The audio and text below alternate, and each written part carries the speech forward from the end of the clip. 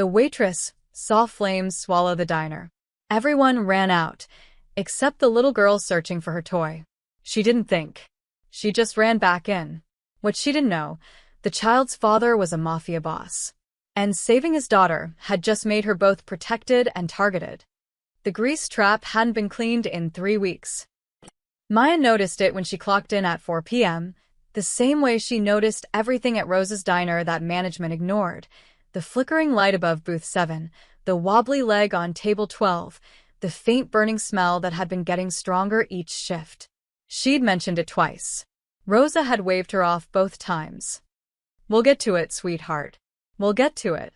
Now it was 11:47 p.m., and Maya was wiping down the counter with hands that ached from a double shift. Her tips sat crumpled in her apron pocket. $63, enough for groceries and maybe, if she was lucky, $20 toward next month's rent. The diner was nearly empty. Just her, Rosa counting the register and back, and the man in booth 7. He'd walked in an hour ago with his daughter, and Maya had felt the air change. She couldn't explain it. He wasn't loud or threatening. He wore an expensive charcoal suit that didn't belong in a place like this, and he moved with the kind of stillness that made people nervous. Dark hair, graying at the temples. Eyes that tracked everything. When he'd ordered black coffee, scrambled eggs for the girl, his voice had been polite, almost gentle. But everyone who saw him looked away. The girl was maybe 8, all dark curls and bright eyes, chattering about a field trip to the zoo. She had a stuffed elephant tucked under one arm, worn soft from love. Maya had brought them extra toast, shaped into a smiley face for the kid, and the girl had beamed at her.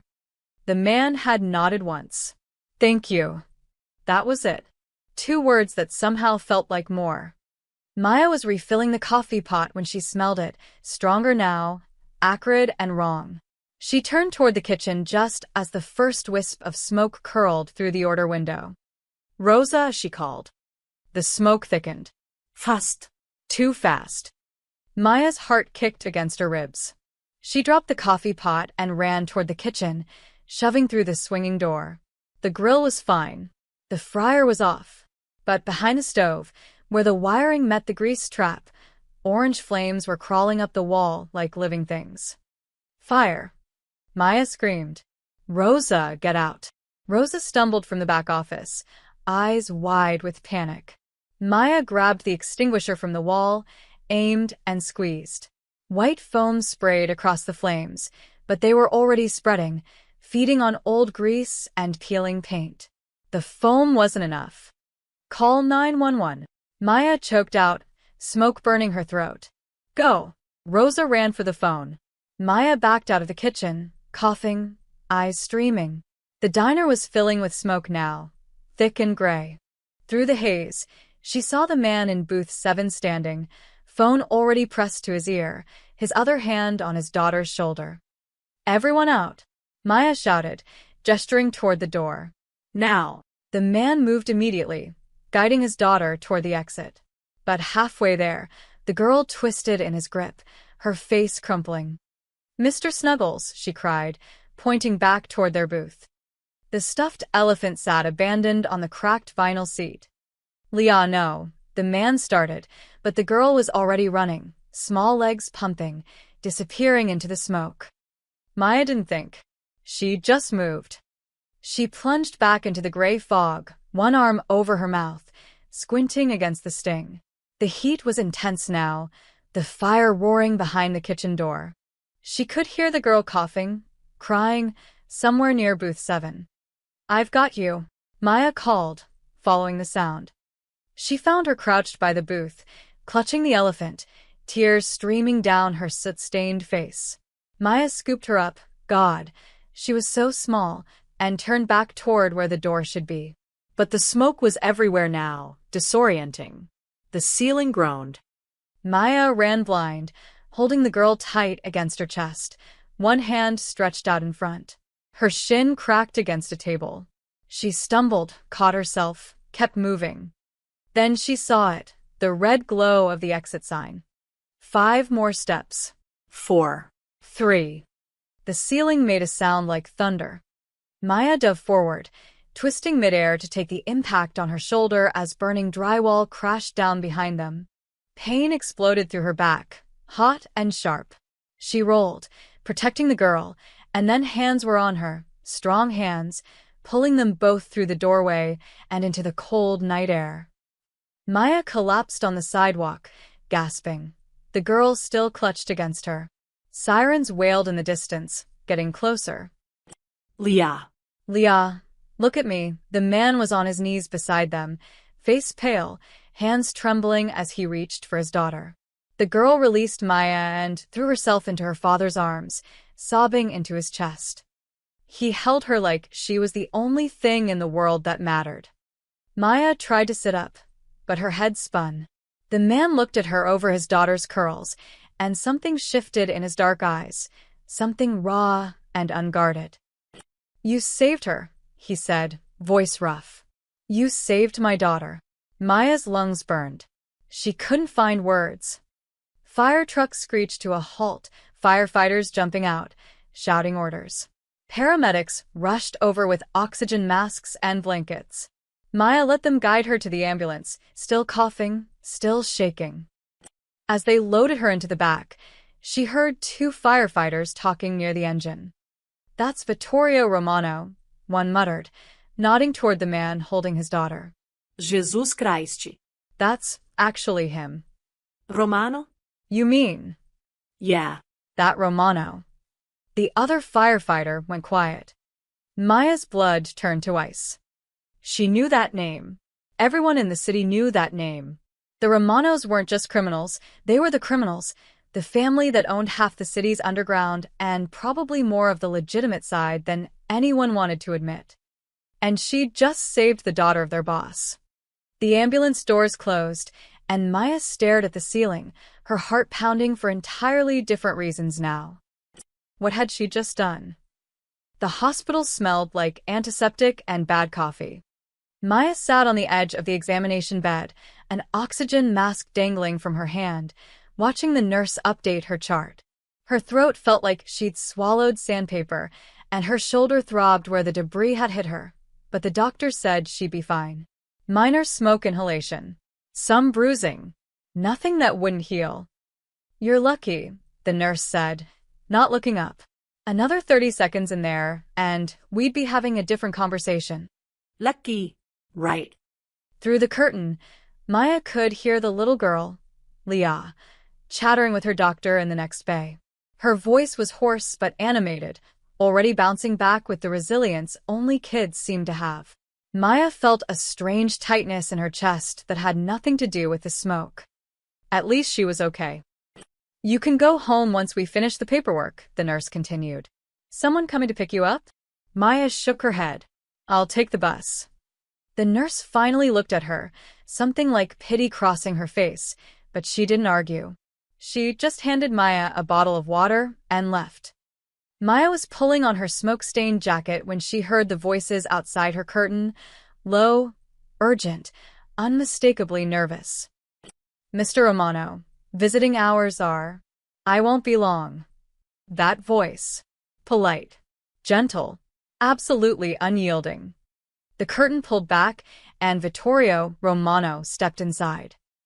He looked different than he had at the diner. The suit jacket was gone, sleeves rolled up, tie loosened. There was soot on his collar, and something haunted in his eyes that made him seem almost human. Almost. "Miss?" He paused, realizing he didn't know her name. "Maya," her voice came out rough. Maya Santos. "Miss Santos." He took a single step closer, hands clasped in front of him like he was approaching something fragile. "I wanted to thank you. What you did tonight." "How's your daughter?" Maya interrupted. She didn't want his thanks. Didn't want whatever came with it. His expression softened. "She's fine. Thanks to you. They're keeping her overnight for observation, but she's already asking for pancakes." He paused. "She wants to see you before you leave. To say thank you properly." Maya's instinct was to refuse, to slip out and disappear before this got more complicated. But she thought of those bright eyes and that worn elephant and found herself nodding. "Okay. Just for a minute." Leah's bay was 2 curtains down, decorated with a stuffed elephant now sitting on the bed like a tiny guardian. The girl's face lit up when she saw Maya. "You saved Mr. Snuggles," Leah said, reaching for her hand. "And me. Daddy says you're a hero." Maya squeezed her small hand gently. "I'm glad you're okay, sweetheart. Will you come visit me? When I'm not in the hospital, we could have a tea party. A real one, with cookies." Maya's throat tightened. "Maybe someday." Vittorio walked her to the elevator afterward, silent until the doors opened. "If you ever need anything," he said quietly, pressing a card into her hand. "Anything at all, you call that number." Maya looked at the card, plain white, nothing but a phone number embossed in black. She wanted to throw it away. Instead, she slipped it into her pocket. "I just did what anyone would do," she said. "No," his voice was firm. "You didn't." The elevator doors closed between them. Maya caught the 6 a.m. bus home, showered off the smoke smell, and slept for 4 hours. When her alarm went off at noon, she dragged herself up, swallowed 3 ibuprofen, and headed to the diner for her evening shift. She needed the distraction. Needed normal. But when she pushed through the door at 3:45 p.m., Rosa was waiting by the counter, and Maya knew immediately that something was wrong. Rosa's eyes were red, her hands twisting a dish towel into knots. "Maya, honey, sit down." I'm fine, Rosa. Doctor cleared me. "I can work." "You can't," Rosa's voice cracked. "Baby, I'm so sorry, but I have to let you go." The words didn't make sense at first. Maya just stared at her. "What?" "I can't keep you on. Not after last night. Not after." Rosa's face crumpled. "Do you know who that man was? Who his daughter was?" "The Romanos." "I know." "Then you know what that means." Rosa moved closer, gripping Maya's hands desperately. "The Morettis own my loan, Maya. They own the paper on this building. I'm 2 months behind, and they've been looking for an excuse to squeeze me. If they find out I'm employing someone connected to Vittorio Romano, even as a hero, they'll burn this place down with me in it." Maya felt cold. "Rosa, I'm not connected to anyone. It doesn't matter." Tears spilled down Rosa's cheeks. "In this city, saving his daughter is the same as choosing a side. And I can't afford to be on that side. I have grandkids, Maya. I have a life I'm trying to protect." Maya pulled her hands away, stepping back. "So you're firing me for saving a little girl's life?" "I'm firing you to keep us both alive." Rosa's voice broke completely. "Please, honey. Please understand." Maya understood perfectly. She pulled off her apron, dropped it on the counter, and walked out without another word. Behind her, Rosa sobbed. The morning sun felt too bright, too indifferent. Maya stood on the sidewalk, unemployed, rent due in 2 weeks, and suddenly tangled in a world she'd never asked to enter. She touched the card in her pocket. Then she started walking home. Maya's rent was due in 12 days. She sat at her kitchen table, a folding card table that wobbled on uneven linoleum, and counted her savings for the 3rd time, as if the numbers might magically change. $247. Rent was $800. Her landlord, Mr. Chin, was kind but not that kind. Outside her window, the city hummed with its usual indifference. Car horns, distant sirens, someone's radio playing too loud. She needed a job. Maya spent the next 2 days walking every commercial block within 3 miles of her apartment. She knew the restaurant scene in this part of town, had worked in 5 different places over the past 4 years, building a reputation as reliable, hardworking, someone who showed up on time and didn't complain. That reputation should have meant something. First stop, Luciano's, the Italian place on 8th Street where she'd worked brunch shifts 2 years ago. The owner, Marco, had always liked her. Maya. He'd smiled when she walked in, but it faded fast when she mentioned she was looking for work. I heard about the fire. Terrible thing. You're okay?" I've fine. "I was hoping you might have something open, even part-time." I wish I could help. Marco wouldn't meet her eyes. But we're fully staffed right now. Maybe check back in a few months. They both knew he was lying. There was a help wanted sign in the window. Second stop, the Morning Brew, a coffee shop that always needed people. The manager was younger than Maya, with a tight smile and sharper eyes. We're not hiring, she'd said before Maya even finished introducing herself. The sign outside says, we're not hiring, firmer this time. Maya left without another word. Third stop, Charlie's Bar and Grill. Fourth stop, the Garden Bistro. Fifth stop, Dimitri's Greek Kitchen. The answer was always the same. Sometimes polite, sometimes curt, but always a rejection. By the third day, Maya stopped bothering with the places that required applications. She could see it in their faces the moment she walked in, that flicker of recognition, that subtle shift in posture. They knew who she was. At Chen's Noodle House, Mrs. Chen actually looked sorry about it. She poured Maya tea and spoke in a low voice, glancing toward the kitchen where her husband worked. You seem like a good girl, she said quietly. But people are talking. They say you're connected to the Romano family now. I'm not connected to anyone, Maya said, frustrated. I just helped a kid. That's all. Mrs. Chun patted her hand. In this neighborhood, there's no such thing as just anything when it comes to those families. You understand? My husband's cousin. He worked at a restaurant that the Morettis used for meetings. Just worked there. When the Romanos hit that place 3 years ago, he lost an eye. She pulled her hand back. We can't take that risk. I'm sorry. Maya walked home in the rain, her jacket soaked through, her last $5 spent on a bus transfer. She passed a dozen more restaurants, didn't bother going inside. What was the point? She'd saved a child from a fire, and somehow that made her untouchable. That night, Maya sat in her apartment and stared at the business card she'd sworn she wouldn't use. Plain white, black numbers. A lifeline she didn't want. Her phone rang. The number was unlisted. Maya almost didn't answer, but something made her pick up. Miss Santos. The voice was male, older, unfamiliar. My name is Frank DeLuca. I manage Rossetti's Steakhouse downtown. I heard you're looking for work. Maya's heart jumped. Yes. Yes, I am. Great. We need someone for evening shifts, 5 days a week. Experienced servers only. Pay is $18 an hour plus tips. When can you start? It was too good. Too perfect. Too convenient. Mr. DeLuca, can I ask how you heard about me? There was a pause. Does it matter? You need work, I need staff. Simple as that. Did someone ask you to call me? Another pause, longer this time. When he spoke again, his voice had changed, still polite, but strained. Look, Miss Santos, I'm offering you a good job. You want it or not? Maya's hands were shaking. Who asked you to hire me? Was it Vittorio Romano? The line went dead.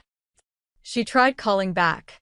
The number went straight to voicemail, a generic automated message, no name. Maya set the phone down and pressed her palms against her eyes. She understood now. It wasn't just that people were afraid to hire her.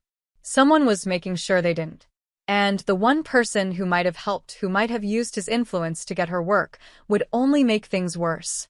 Any job that came from Vittorio Romano would mark her permanently as his. She was trapped, saved a life, and ended up in a cage. Maya made mac and cheese from a box for dinner, one of 6 boxes left in her cupboard, and tried to figure out her next move. She could leave the city, maybe. Start over somewhere the Romano name meant nothing. But she had $70 in her bank account and no car. She was still sitting there, bowl untouched, when her apartment building's fire alarm started screaming. Maya's blood turned to ice.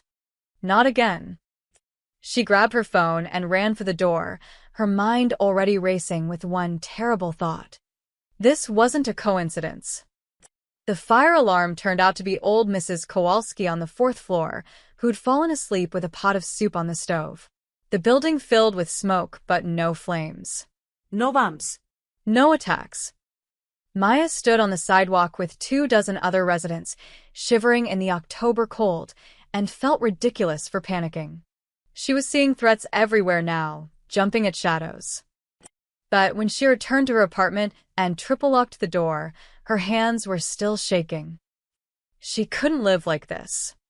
Across town, in an office that overlooked the city like a kingdom, Vittorio Romano sat at his desk and stared at a folder. The folder was thin. Too thin. It contained everything his people had found on Maya Santos in 48 hours, employment history at 6 different restaurants. No criminal record. No family in the city, parents deceased, car accident in Ohio when she was 19.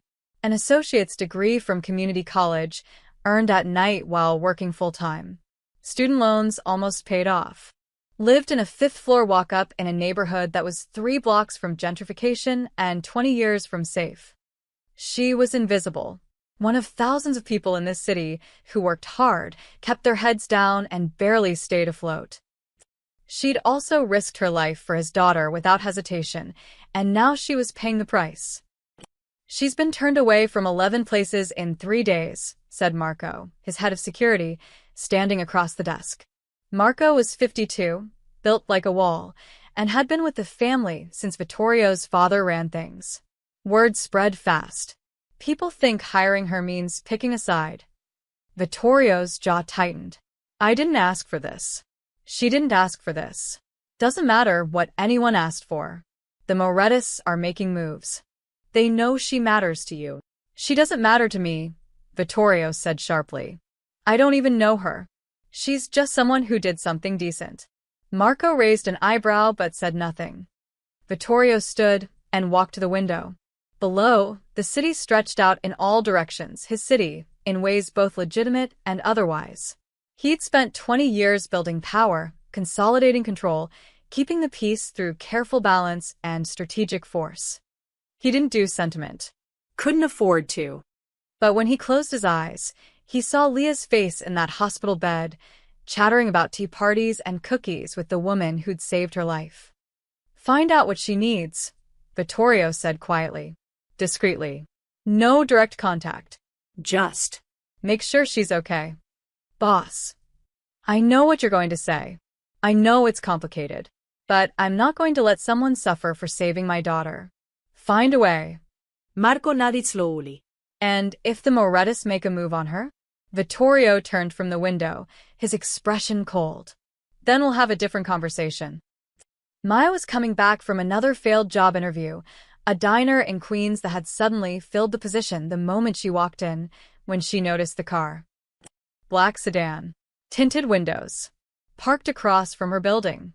She'd seen it yesterday too, in the same spot. And maybe the day before, though she hadn't paid attention then. Maya's stomach dropped. She walked past her building, keeping her pace steady, and turned the corner. The sedan didn't follow. She circled the block, came up the alley side, and slipped in through the back entrance. In her apartment, she stood away from the windows and called the one person she knew who understood how this world worked. Rosa answered on the 3rd ring. Maya, honey, I can't. Someone's watching my building, Maya said, trying to keep her voice steady. A black car. It's been there for days. Silence on the other end. Rosa, please. I don't know what to do. I don't know who they are. Rosa's exhale was shaky. Could be Romano's people. Could be Moretti's. Could be cops, for all we know. Baby, you need to be careful. You're in the middle of something now, whether you want to be or not. I didn't ask for this. Neither did that little girl when the fire started. But here we are, Rosa's voice softened. Listen to me. If Romano's people are watching you, that's probably good. Means he's protecting you. But if it's the Morettis... She didn't finish the sentence. Maya hung up and pulled out the white card from her pocket. She'd been carrying it for days, a constant weight that felt heavier each time she touched it. One phone call. That's all it would take. Vittorio Romano had offered help, and clearly he had the power to give it. But accepting that help meant accepting everything that came with it. It meant becoming part of his world, even tangentially. It meant giving up the normal life she'd been fighting so hard to keep. Maya put the card back in her pocket. She'd figure this out on her own. That night, Maya took the subway to a 24-hour diner in Brooklyn, far from her neighborhood. She ordered coffee and started applying to jobs online places across the city, even in Jersey. Anything to get out from under the shadow of the Romano name. She was on her third application when a man slid into the booth across from her. He wasn't dressed like the men she'd seen with Vittorio. Cheaper suit. Hungry eyes. A smile that didn't reach them. "Maya Santos?" he asked, though he clearly knew the answer. Maya's hand moved slowly toward her phone. "Who's asking?" "A friend," the smile widened. "Someone who thinks you and him should have a conversation. Somewhere private." "I'm not interested." "That's unfortunate," he leaned forward. "Because my employer is very interested in you. And Mr. Moretti doesn't like being told no." The Morettis. Maya's blood ran cold, but she kept her voice steady. "Tell Mr. Moretti I'm nobody. I'm not involved in whatever war he's fighting." "You saved Romano's daughter. That makes you involved," he stood up. "We'll be in touch, Miss Santos." Soon. He walked out, leaving Maya alone with her coffee and the terrible understanding that her choices had just run out. She pulled out the white card one more time. And this time, she made the call. The phone rang 3 times before someone picked up. No greeting. Just silence, waiting. "This is Maya Santos," she said, hating how small her voice sounded. Someone just approached me." A man. He said he worked for Moretti. "Where are you?" The voice was male, clipped, professional. "Not Vittorio." "Brooklyn. A diner on 4th Avenue near. Stay there. Someone will pick you up in 10 minutes. Black SUV. The driver will use the name you gave your stuffed animal as a child." Maya's mouth went dry. "How do you?" The line went dead. She sat frozen, her coffee going cold. They knew about Patches, the rabbit she'd had when she was 6. They'd researched her that deeply, that personally. The thought should have terrified her, but right now it felt like the only solid thing in a world that had gone sideways. 9 minutes later, a black SUV pulled up outside. The window rolled down, and a woman with sharp eyes and sharper cheekbones looked at her through the glass. "Patches," the woman said. Maya grabbed her bag and ran. They didn't take her to wherever she'd expected. No dark warehouse, no intimidating office. Instead, the SUV drove to a residential street in Park Slope, stopping in front of a brownstone with flower boxes in the windows. "Safe house," the woman said, opening Maya's door. "You'll stay here tonight. Mr. Romano will contact you in the morning." "I don't want to stay anywhere.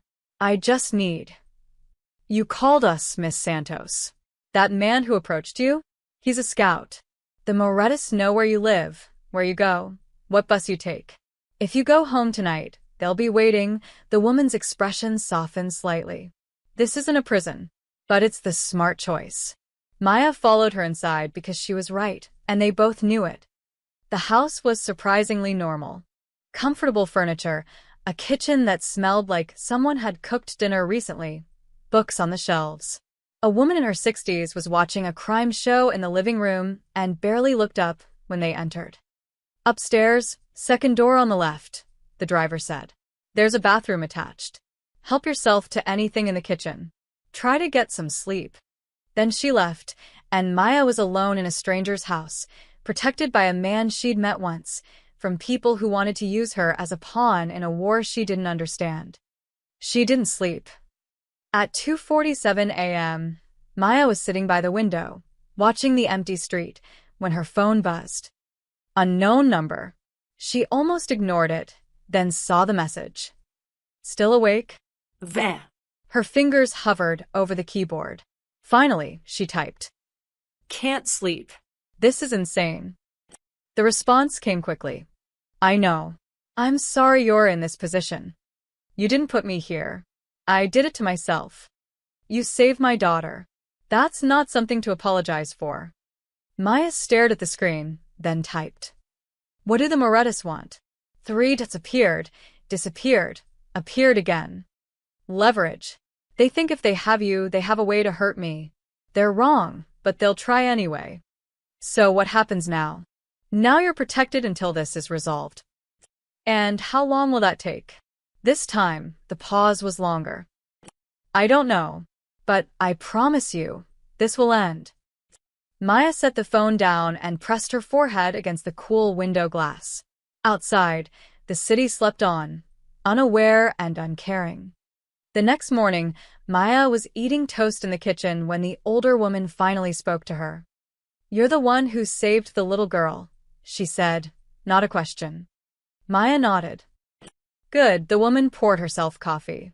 World needs more people who do the right thing, even when it's stupid. Despite everything, Maya almost smiled. She spent the day in limbo, safe, comfortable, and completely trapped.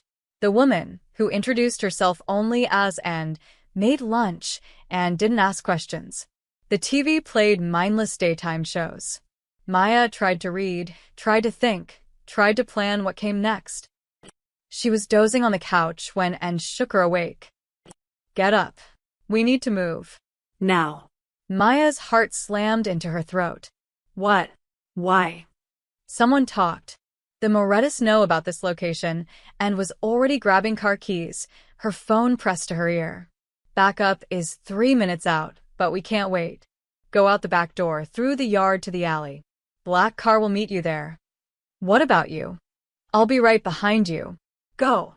Maya ran. She burst through the back door into a small garden, jumped the low fence, and sprinted into the alley.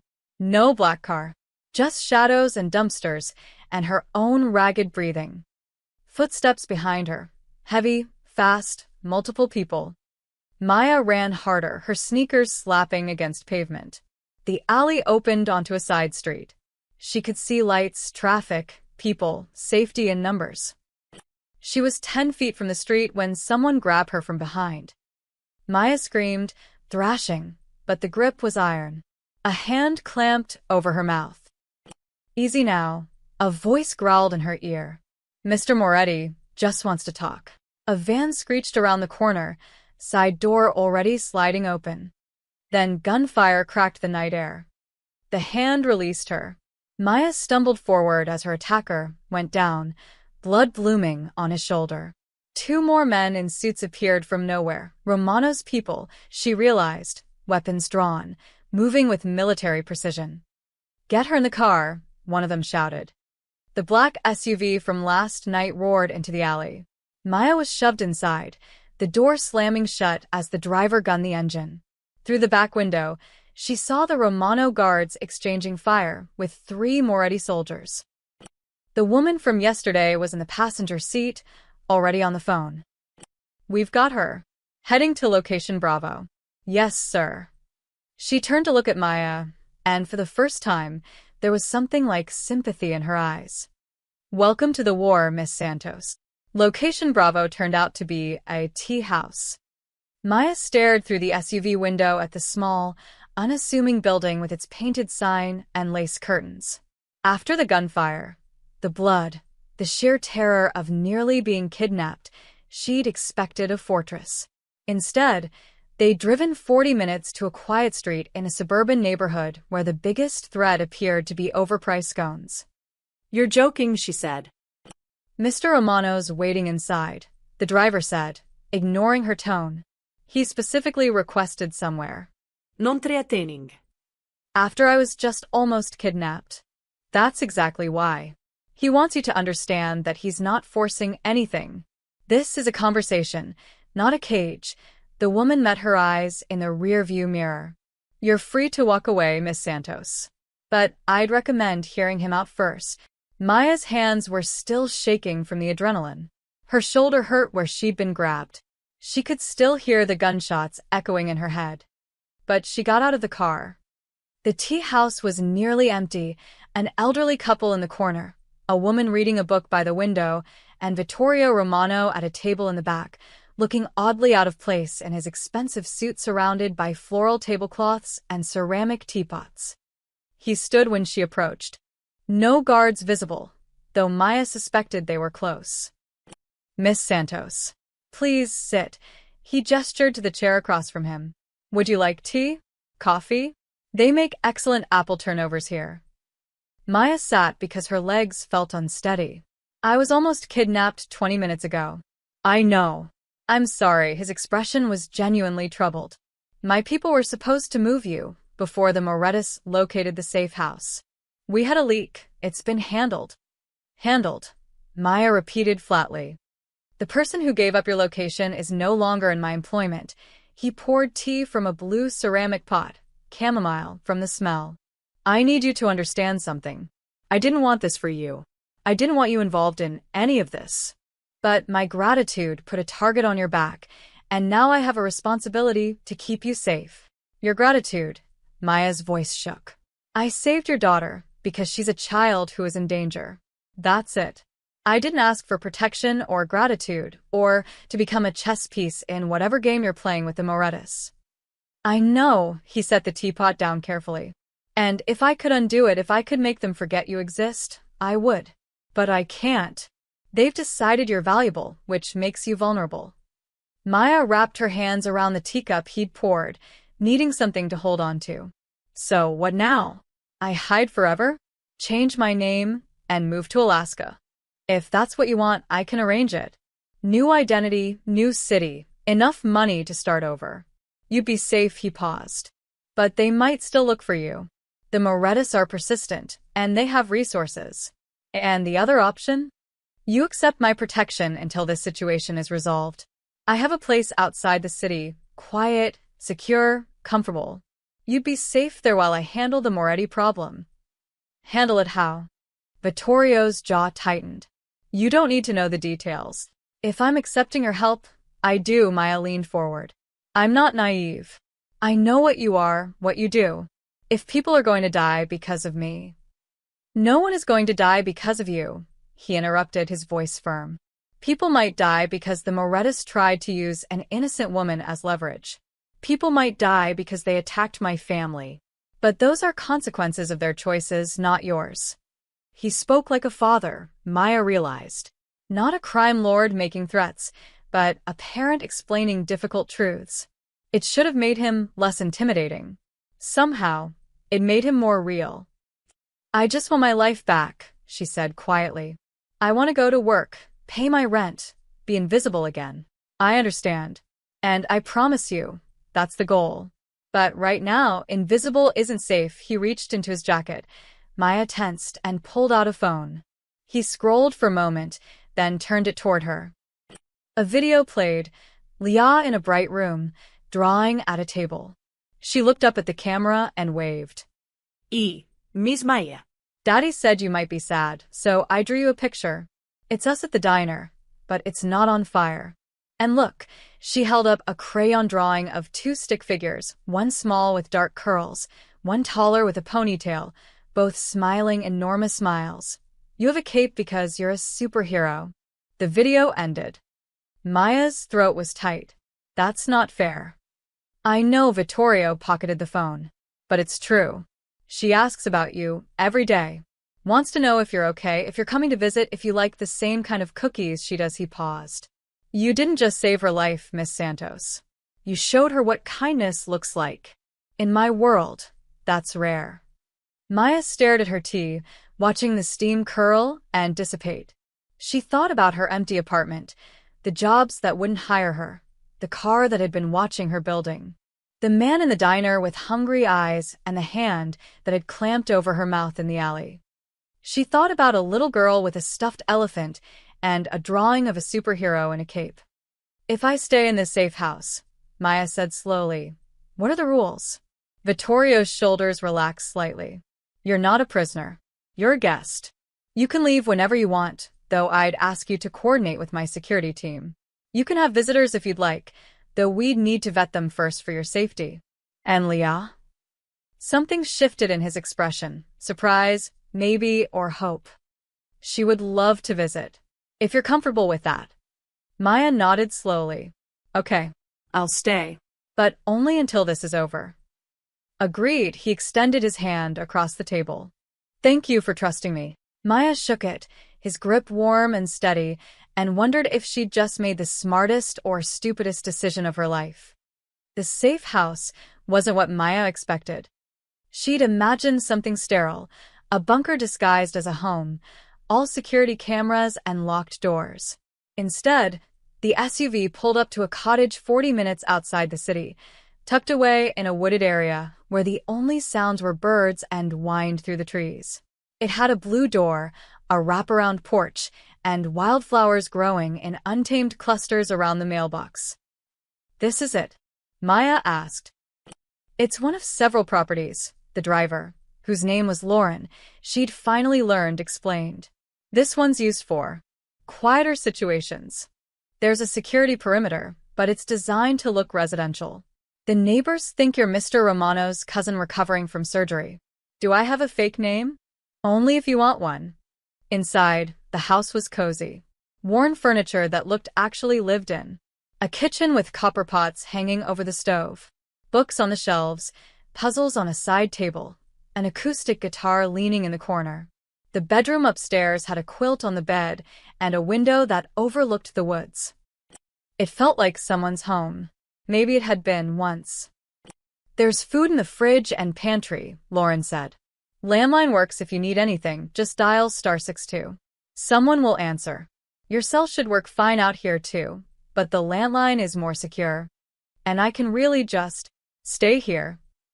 Mr. Romano's orders.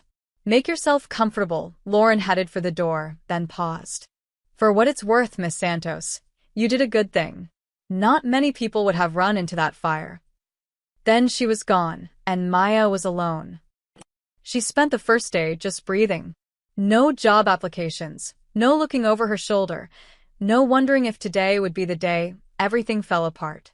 She made simple meals, scrambled eggs, grilled cheese, soup from a can. She sat on the porch and watched the sun filter through the leaves.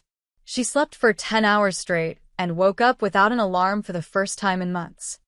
On the second day, she started to feel human again. On the third day, Vittorio called. "How are you settling in?" he asked. It's nice. "Quiet. Feels strange to not be working. I'm glad you're resting." You've earned it, he paused. "Leah has been asking when she can visit. Would this weekend work for you? I'll bring her Saturday afternoon, if that's all right. Just for a few hours." Maya found herself smiling. Yeah, that would be nice. Saturday came with perfect autumn weather. Cool air, bright sun, leaves just starting to turn. Maya had been nervous all morning, cleaning the already clean house, trying to decide if she should bake something, then deciding that was ridiculous. The black SUV arrived at 2 o'clock. Leah burst out before it fully stopped, her face lighting up when she saw Maya on the porch. She was wearing jeans and a purple sweater, her dark curls bouncing as she ran. "Miss Maya." Maya caught her in a hug, and suddenly the past week felt worth it. The fear, the uncertainty, the upheaval, all of it faded against the simple joy of this little girl's laughter. "I brought Mr. Snuggles," Leah announced, holding up the stuffed elephant. "And Daddy packed cookies, but I'm not supposed to tell you they're store-bought." Vittorio emerged from the SUV, carrying a bag and looking sheepish. "I don't bake." "That's okay," Maya said. "Neither do I." But she'd looked up a simple recipe that morning, and there was sugar cookie dough in the fridge waiting to be rolled out. They spent the afternoon in the kitchen, flour everywhere, cookie cutters in shapes of stars and hearts and cats, Leah standing on a step stool narrating every step like a cooking show host. "And now we add the sprinkles," she said seriously, dumping half the container onto one cookie. "More sprinkles means more delicious." "That's science." "That's definitely science," Maya agreed, catching Vittorio's eye. He was leaning against the counter, sleeves rolled up, watching his daughter with an expression so tender it made Maya's chest ache. This was a side of him no one probably saw, not the crime boss, not the feared Romano patriarch, just a father watching his child be happy. "Daddy, you have to make one too," Leah insisted. "I'm supervising." "That's boring." Leah grabbed his hand, pulling him over.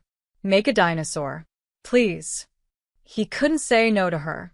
Maya watched him carefully cut out a T-Rex shape, his large hands surprisingly gentle with the dough, and felt something shift inside her chest. These were good people. Complicated, dangerous, living in a world she didn't understand, but good. After the cookies were in the oven, they went outside. The property had a small pond at the edge of the woods, and Leah was fascinated by everything: the frogs, the dragonflies, the way the water reflected the trees. "Can we come back next weekend?" she asked, skipping between Maya and her father. "Please?" "If Miss Maya doesn't mind," Vittorio said, looking at her over Leah's head. "I don't mind," Maya said, and meant it. They ate warm cookies at the kitchen table while Leah told elaborate stories about her school friends and her art class and a movie she'd seen about talking cars. Vittorio asked Maya about her favorite books, her childhood in Ohio, the places she'd always wanted to visit but never had the chance. It was normal. Startlingly, wonderfully normal. As the sun started setting, Leah's energy finally flagged. She curled up on the couch with Mr. Snuggles, her eyes drooping. "We should go," Vittorio said quietly. "Let you have your evening." Maya walked them to the door. Leah hugged her goodbye, making her promise to save some cookies for next time. "Thank you," Vittorio said, his hand resting briefly on Leah's shoulder. Today meant everything to her. "It meant a lot to me, too." He studied her for a moment, something unreadable in his dark eyes. "You're good for her. She's been lighter, happier, since she met you. She's a special kid." "She is." He opened the car door, helped Leah inside. Before getting in himself, he turned back. "Maya, I'm working on the Moretti situation. It won't be much longer. I trust you." The word surprised them both. Vittorio nodded once, then drove away, and Maya stood on the porch watching the taillights disappear through the trees, feeling something she hadn't felt in a long time. Peace. Maya woke to her phone ringing at 3 a.m. She fumbled for it in the dark, heart already pounding. Late-night calls were never good news. "Hello. Maya, it's Lauren. I need you to stay calm." The driver's voice was tight, controlled. "There's been an incident in the city. Your apartment building." Maya sat up, fully awake now. "What happened?" A bomb. "Targeted at several Romano-controlled properties tonight. Your building was one of them." Lauren paused. "The Morettis are escalating. No one was killed, but there were injuries. Your floor took significant damage." Maya's hand pressed against her mouth. "Mrs. Kowalski. The college student in 5B who played guitar too loud. Mr. Chin from downstairs who always complained about the heat. Are they okay? The people in my building?" "Most evacuated in time. A few injuries from debris, smoke inhalation. Could have been much worse if there'd been more people home at that hour." Lauren's voice softened. "If you'd been there, Maya." She didn't finish the sentence. She didn't have to. Maya's legs felt weak. She'd been safe in this cottage, baking cookies and laughing with a little girl, while her neighbors, people who'd done nothing wrong except live in the same building as her, had their homes destroyed. "This is my fault," she whispered. No. "This is the Morettis' fault. They're trying to draw Romano out by hitting civilian targets. You're not responsible for their choices." But Maya had heard that before, and it didn't make the guilt easier to swallow. "What about my things? My photos, She stopped. It didn't matter. Things could be replaced. People couldn't. The building is a crime scene right now. When it's cleared, we can arrange for someone to salvage what they can." Lauren paused. "Mr. Romano wanted me to tell you that he's covering all damages, medical expenses, and temporary housing for everyone displaced. It won't fix everything, but I need to see it," Maya said suddenly. "I need to see what happened." "That's not a good idea." "I don't care. Those are my neighbors, my home. I can't just sit here while." "Maya, if the Morettis have people watching the site, showing up there puts you at risk." "I'm already at risk." Maya's voice cracked. "I'm hiding in the woods while people I've known for years lose everything because of me. The least I can do is see it." Silence on the other end. "Then, I'll call you back." 20 minutes later, Lauren arrived with the SUV. They approached from the south, parking 3 blocks away. Dawn was breaking, painting the sky in shades of gray and pink that felt obscene given the circumstances. Maya could see the flashing lights before she saw the building. Police barriers, fire trucks, ambulances, news vans with their satellite dishes extended. And her building, her home for 3 years, with a gaping hole where the 4th and 5th floors used to be. Black scorch marks crawled up the brick like shadows. Windows blown out. The fire escape twisted into modern art. Maya's knees buckled. Lauren caught her arm. Easy. I lived there, Maya breathed. That was my window.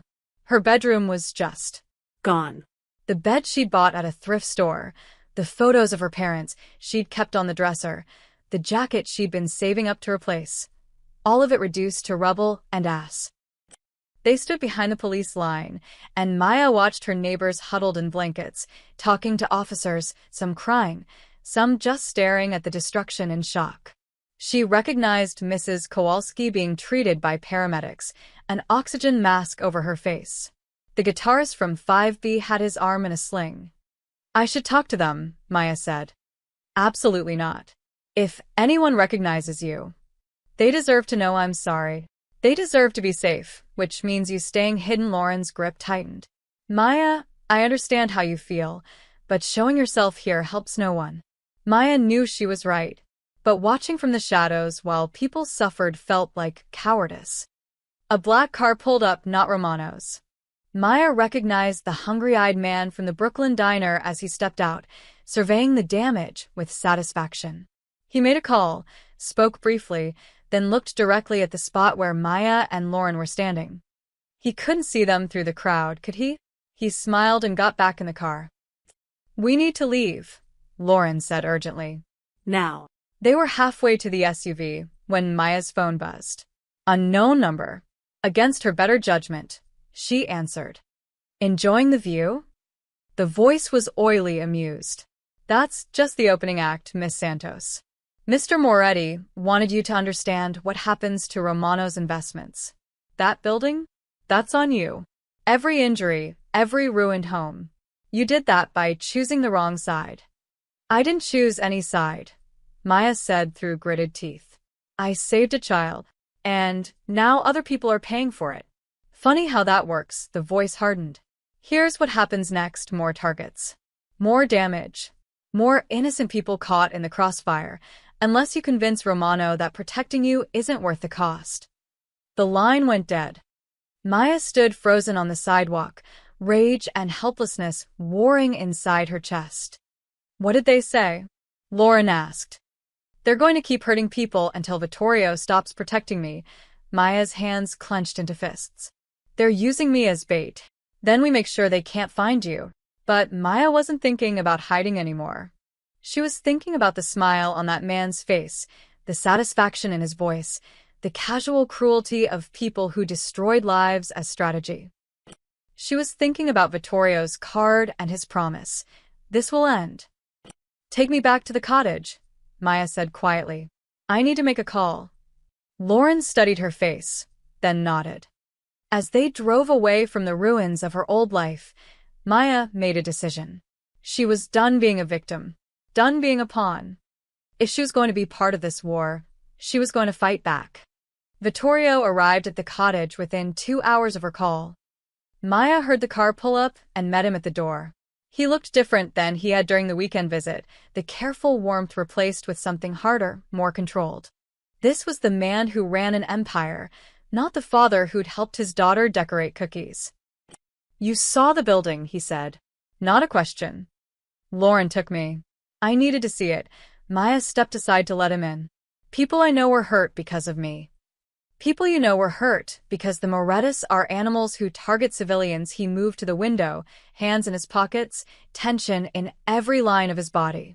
This is exactly what they wanted, to make you feel responsible, to drive a wedge between us. It's working. He turned sharply. Maya. No, listen, she crossed her arms, trying to keep her voice steady. That man called me. He said they'll keep attacking until you decide I'm not worth protecting. How many more people have to suffer before we admit he's right? He's not right. Vittorio's voice was quiet but firm. Giving in to terrorists, and that's what this is. Terrorism doesn't stop them. It emboldens them. Today it's you. Tomorrow it's someone else. The Morettas have been looking for an excuse to move against my family for years.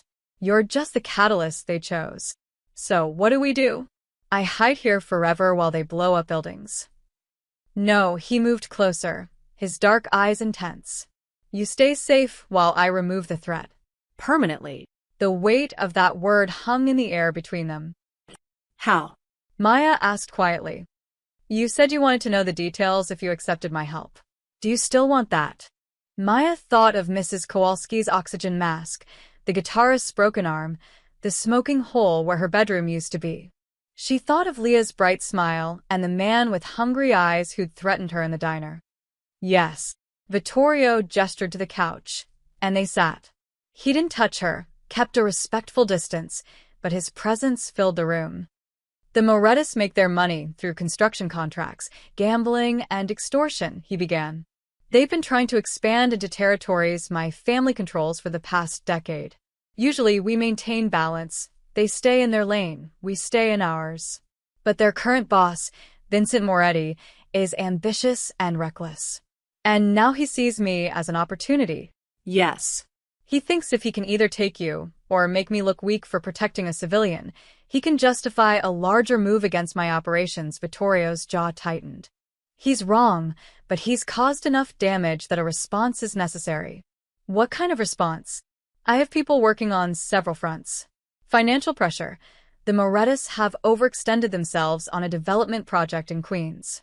If certain loans are called in and permits delayed, they'll face bankruptcy. He ticked off points on his fingers. Legal pressure. The FBI has been building a case against Vincent's brother for racketeering. With the right information provided anonymously, that case becomes much stronger. Political pressure. Several city council members who've been in the Morettas' pocket are about to find themselves facing very public scandals. Maya stared at him. You can do all that. I've been doing this for 20 years, Maya. I didn't get here by being impulsive. His expression softened slightly. I'm not my father. I don't start wars I can't win, and I don't spill blood if there's another way. But I need time to execute this properly, which means keeping you safe until the Morettas are too busy trying to save themselves to worry about you. How long? A few weeks. Maybe a month. He met her eyes. I know that seems like forever when you're watching your life fall apart. But I promise you, this will end. And when it does, you'll be able to go home.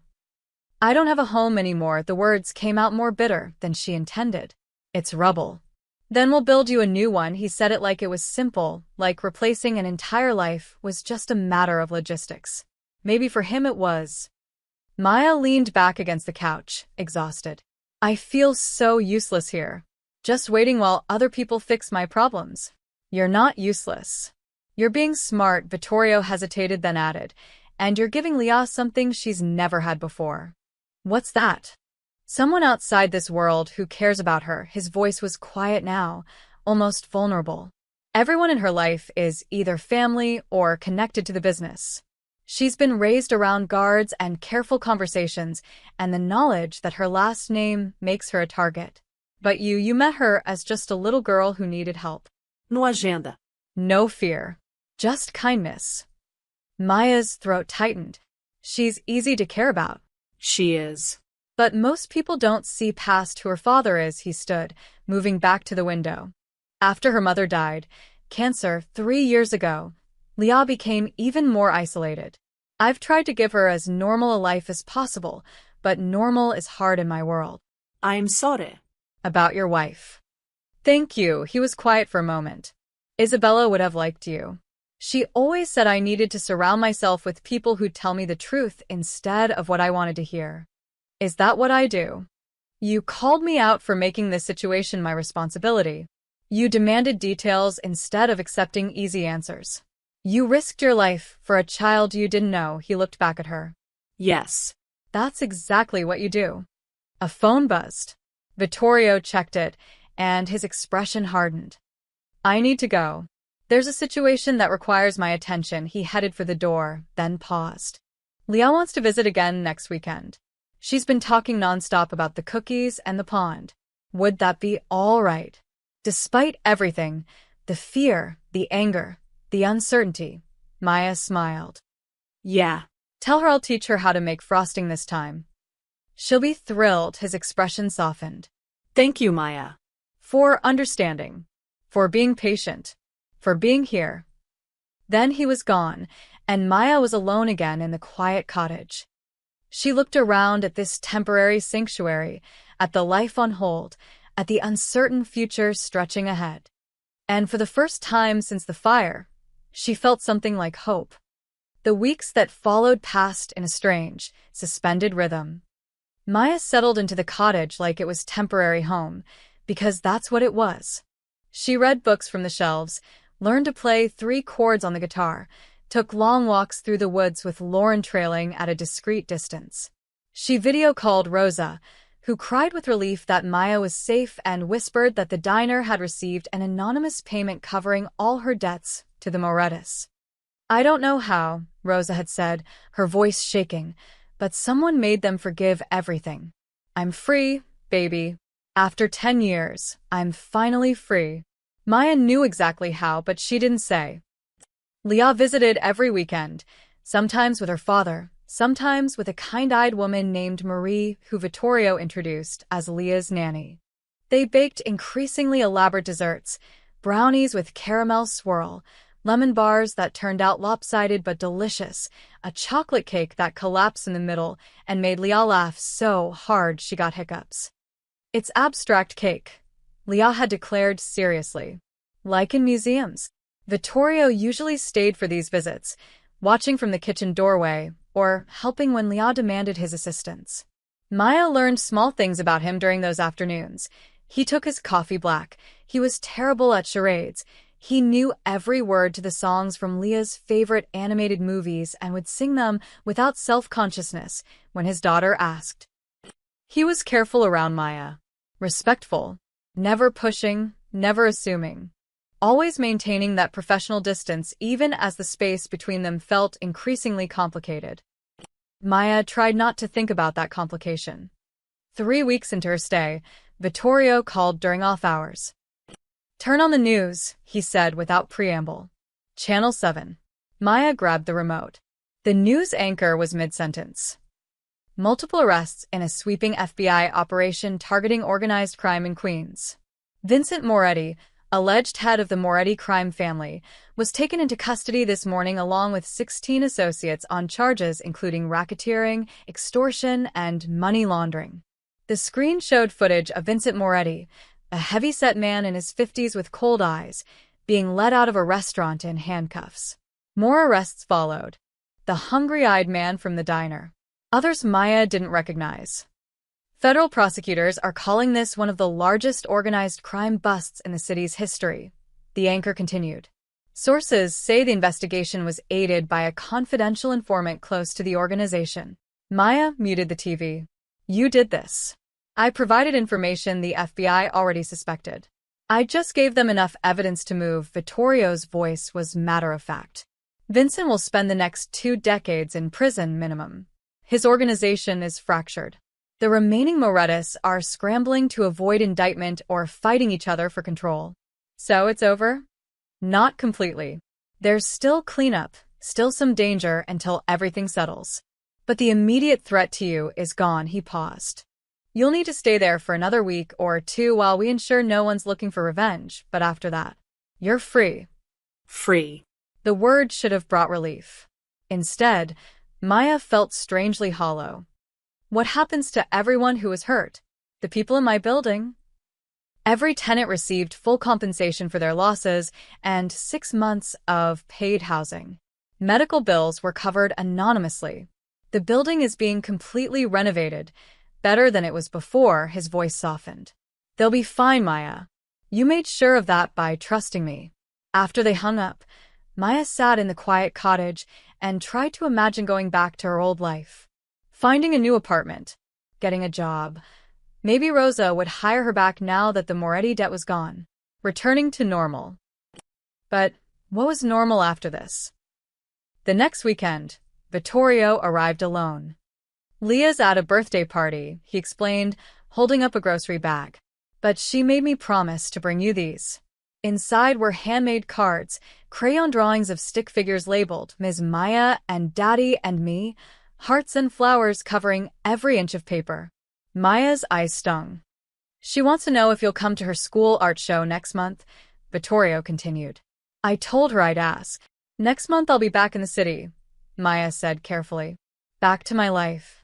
I know, he set the bag down. But that doesn't mean you can't still be part of hers. If you want to be. They stood in the kitchen, the afternoon sun slanting through the windows, and Maya felt the weight of that offer. Vittorio. Your world and mine, they don't mix. They already have. He moved closer, not touching but near enough that she could see the tiredness around his eyes, the gray threading through his dark hair. You think once you leave here, everything goes back to how it was? You saved my daughter. You've become important to her, to both of us. That doesn't just disappear because the threat is gone. I'm nobody, Maya said quietly. A waitress who did one decent thing. You're a woman who ran into fire without hesitation. Who demanded truth when most people would have taken the easy lies. Who made my daughter laugh more in 6 weeks than she has in 3 years, his voice was rough. You're not nobody, Maya. Not to us. She didn't know what to say to that. Vittorio seemed to realize he'd said too much. He stepped back, professional distance reasserting itself. I should go. But think about the art show. Leah would love to have you there. He left before Maya could respond. That night, she lay in bed staring at the ceiling, thinking about temporary homes and permanent connections, about the life she'd had and the life that was waiting.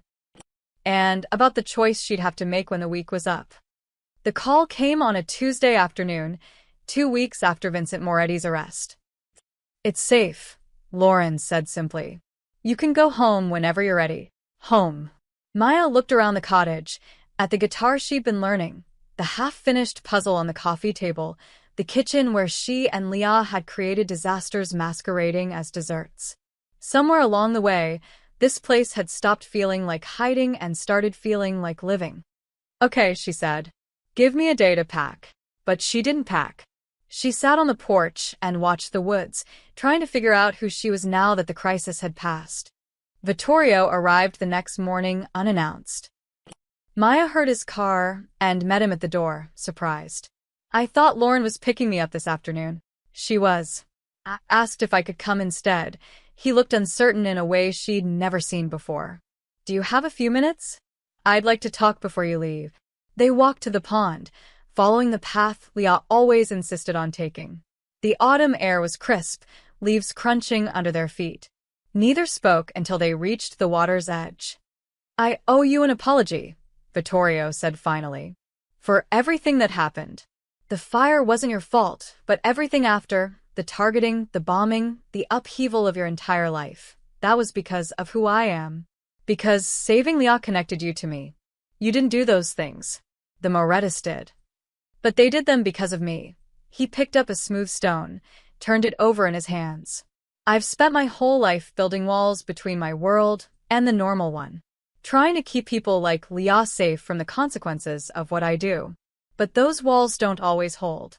Maya watched him, this complicated man who'd orchestrated the downfall of an entire criminal organization to protect people he barely knew. What are you really trying to say? He threw the stone. It skipped twice before sinking. That you deserve better than what I can offer. You deserve a simple life, safety, normalcy. Not weekly security checks and the constant knowledge that knowing me puts a target on your back, he turned to face her. So, when you leave today, I won't contact you again unless you reach out first. No obligations. No expectations. Just freedom. Maya's chest tightened. And Leah? Pain flickered across his face. I'll explain to her that you needed to go back to your life. She'll understand eventually. Will she? Maya's voice was sharper than intended. She's 8, Vittorio. She lost her mother 3 years ago, and now the person she's been asking about every day is just going to disappear? What's the alternative? You become a permanent part of our lives? You accept that every relationship you have will be scrutinized, that you'll always need to be careful, that normal will never really exist again. His voice rose slightly. I won't trap you in my world, Maya. I won't do that to you. What if I want to be trapped? The words came out before she could stop them. Vittorio stared at her. What? Maya took a breath. For 6 weeks, I've been waiting for my old life back. My apartment, my job, my routine. But the truth is, that life was just survival. Wake up, work, sleep, repeat. I was invisible, and I told myself that was safety, when really, it was just loneliness. She moved closer to him, the words tumbling out now. Here, even while hiding, I felt more alive than I have in years. I've had purpose, connection. I've watched a little girl laugh and seen her father be gentle and realized that maybe the normal I've been chasing isn't actually what I want anymore. Maya. Let me finish, she held up a hand. I'm not saying I want to be part of your business or your world.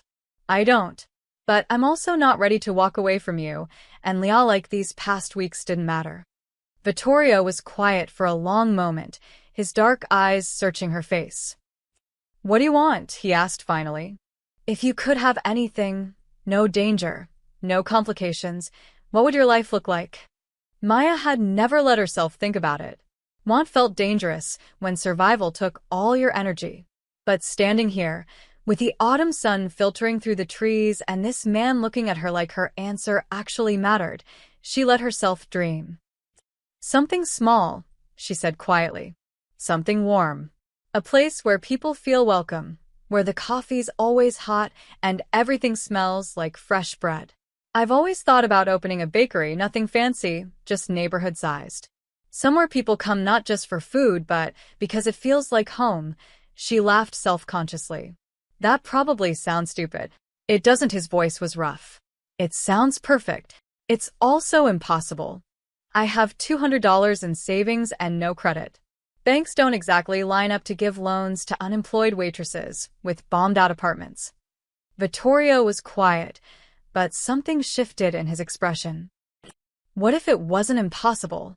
What do you mean? I have resources. Connections. I could help you. No. Maya stepped back. I'm not taking your money. That's not what this is. What if it wasn't my money? He spoke carefully now, thinking out loud. I have a foundation, completely legitimate, handles charitable giving, community investment. They fund small businesses, first-time entrepreneurs. What if they funded yours? Vittorio. It would be separate from me. Clean paperwork, proper channels. You'd own it completely. Answer to no 1 inch. He moved closer. You could have your dream, Maya. The one you just told me about. The bakery, the warmth, the home you want to build. Maya's heart was racing. Why would you do that? Because you asked me what you wanted and you told me. And because he hesitated, vulnerability crossing his face. Because you saved my daughter, and I haven't figured out how to thank you for that. But mostly because you deserve to have something that's yours. The offer hung between them, enormous and terrifying and impossibly tempting. I need to think about it, Maya said finally. Take all the time you need. Vittorio pulled out his phone, typed something, then showed her the screen. That's the foundation director's contact. When you're ready, if you're ready, call her. No pressure. No strines. Maya looked at the information, then at him. And Leah's art show. His face softened. 2 weeks from Thursday. 7 p.m. She'd love to see you there. I'll think about that too. They walked back to the cottage in companionable silence. When Lauren arrived to drive Maya back to the city, Vittorio helped load her few belongings into the car. Before she got in, he caught her hand briefly. Whatever you decide, he said quietly, thank you. For everything. Then he let go, and Maya climbed into the SUV. As they pulled away, she looked back once. Vittorio stood in front of the cottage, hands in his pockets, watching her leave. Maya turned forward and pulled out her phone, staring at the foundation director's contact information. A bakery. Her own place. A dream that had always seemed impossible. She had 2 weeks to decide if she was brave enough to reach for it. 6 months later. The bell above the door chimed, a soft, welcoming sound. and Maya looked up from the counter where she was arranging fresh loaves of sourdough. "Be right with you," she called. The bakery was small, just like she'd imagined. 12 tables, mismatched chairs she'd found at estate sales and refinished herself, walls painted a warm cream color that caught the morning light. The display case held crusty baguettes, chocolate croissants, cinnamon rolls that people lined up for on weekends, and the lemon bars that had become her signature item. The sign outside, hand-painted by a local artist, read, "Maya's Hearth." It had taken 3 months to find the right location, a corner spot in a neighborhood that was diverse, working class, exactly the kind of place where a bakery could become part of the community fabric. Another 2 months to renovate, to install the ovens, to get the permits and licenses. The foundation had been exactly what Vittorio promised, legitimate, professional, completely separate from him. The director, a sharp woman named Patricia, had walked Maya through every step of the process, never once mentioning the Romano name. Maya owned it. All of it. Her dream, her risk, her reward. The first customer of the day was Mr. Chin from her old building, who tracked her down a month after opening. Best coffee in the borough, he declared every time he visited, which was 3 times a week now. The morning rush came next, construction workers grabbing coffee and muffins, nurses from the nearby hospital stopping by after night shifts, students camping out with laptops and buying refills. Maya moved through it all with practiced ease, remembering orders, learning names, creating exactly the warm, welcoming space she described by the pond. At noon, during the lunch lull, the bell chimed again. Maya turned and felt her heart lift. Leah burst through the door, her hair in braids now, wearing jeans and a t-shirt with a cartoon cat on it. She was carrying a folder stuffed with papers. "Miss Maya, guess what? I got an A on my book report. And look," she pulled out a drawing of the bakery, complete with tiny details like the window boxes Maya had planted with herbs. "I drew your place for art class. It's beautiful." Maya came around the counter and hugged her. "The best thing I've seen all day." Vittorio entered behind his daughter, and Maya's breath caught slightly the way it always did when she saw him. He was in casual clothes today, jeans, a dark sweater, looking more like a regular father than a man who dismantled a criminal empire. "Sorry to drop in unannounced," he said. Leah insisted. "You never need to announce," Maya said, meaning it. "The usual? Please." While Leah settled at their favorite table by the window, Maya had mentally labeled it Leah's table weeks ago. Vittorio approached the counter. "Business is good?" he asked quietly. "Better than good. We're actually profitable as of last month." Maya poured his black coffee, added steamed milk and honey to Leah's hot chocolate. "Patricia said that's rare for a first-year business. You did that. Not the money, not the foundation. You." Their fingers brushed as she handed him the cups, and the moment stretched between them, familiar, comfortable, still laced with something neither of them had quite named. Over the past months, they'd settled into a rhythm. Vittorio and Leah came by once a week, sometimes twice. Never demanding, never assuming, just present. Maya had gone to Leah's art show, then her school play, then her 9th birthday party at a bowling alley where Maya had laughed harder than she had in years. They'd become friends. Or something like it. Maya brought over a plate of fresh cookies, oatmeal chocolate chip, Leah's favorite, and sat with them for a few minutes during the quiet hour. "How's school?" she asked Leah. "Good. We're doing a project about heroes."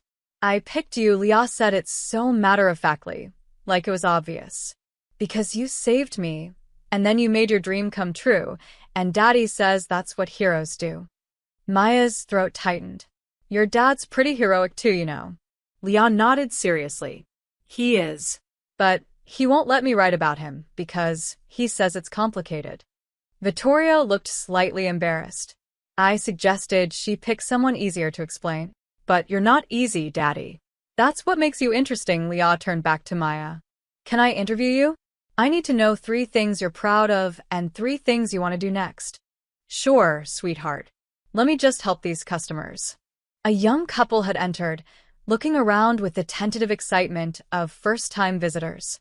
Maya served them, answered their questions about the daily specials, and felt that same quiet satisfaction she felt every time someone walked through her door. This was hers.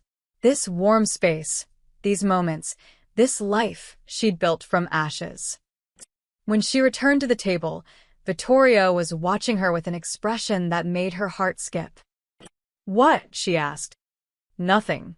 Just. You look happy." "I am." She sat down, realized it was true in a way it hadn't been 6 months ago. "I really am." Leah pulled out a notebook, very official. "Okay, interview time. First question, what's the best thing about having a bakery?" Maya thought about it. The people, getting to be part of their day, their routines. Knowing that maybe I made someone's morning a little brighter. "That's nice," Leah wrote carefully. Second question, what was the scariest part? Starting. Taking the risk. Believing I deserved to try. Vittorio's hand rested on the table near hers, not touching but close. "And the third question," Leah continued, "what do you want to do next?" Maya looked at this little girl who'd changed her life by running into a fire for a stuffed elephant, at the man who'd given her the chance to dream, at the bakery around them, filled with the smell of bread and coffee and possibility. "I want to keep building," she said softly. "Keep creating this space. And maybe," she glanced at Vittorio, then back to Leah, "maybe let more people into my life who matter." Leah beamed. "Like us." "Exactly like you." Vittorio's hand moved those final inches, covering hers briefly before pulling away. But the warmth remained. "We should let you get back to work," he said, standing. "Come on, Leah. We need to get you to soccer practice." "Can we come back on Saturday?" Leah asked, gathering her papers. "Please." "Saturday's perfect," Maya said. She walked them to the door. Leah hugged her goodbye, and Vittorio lingered for just a moment. "Thank you," he said quietly, "for letting us be part of this. Thank you for helping me build it." After they left, Maya stood at the window and watched them walk down the street, Leah skipping ahead, Vittorio's hand on her shoulder, both of them laughing at something. A father and daughter, living their lives. And now, part of hers. The bell chimed as new customers entered. Maya turned back to her bakery, to the afternoon ahead, to the life she'd fought for and earned.